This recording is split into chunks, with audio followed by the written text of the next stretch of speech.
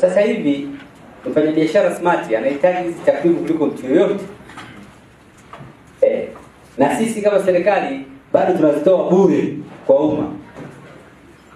Ambacho mimi nadhani itafika hatua hiyo sio sawa. Kwa sababu tuzipati wala tuzitunzi bure. Mbea wewe. Yeye aende kuzitumia kusaidia jamii. Yeye anaenda kukuza biashara yake. Kufikirieni pia kuwaza katika mtindo huu kwamba yes, ziko basic data ni free kwa kila mtu. Ni free kwa kila taasisi. Lakini kuna zile zenye mwelekeo wa kibiashara na nyinyi mfanye biashara. Mbea wewe.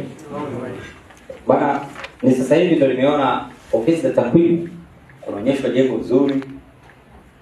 Ukiangalia chini pale unaona kuna usafiri. Miaka ya nyuma ofisi za takwimu zilikuwa kama store. Naongopa? Kweli kabisa. Mbea wewe. Kwa hiyo nilipogundua kuna watu wanasoma takwimu university nilipata tabu sana. Kwamba ndio wanasoma wanaenda kwenye zile ofisi nilizoziona.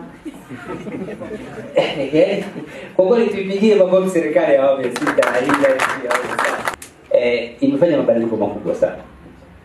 Ndio maana mpaka leo nilikuwa nikisikia takwimu napata naye tabu sana. Lakini sasa nawaelewa na jamii inaona umuhimu mnachokifanya na naamini kwa matokeo haya bado tutaendelea kupewa support vizuri sababu dunia inapokwenda hakuna kinachowezekana bila takwimu. Na amesisitiza hapa takwimu juu ya ubunifu wa shughuli tunazoendelea kufanya na ukusanyaji wa data na taarifa zake.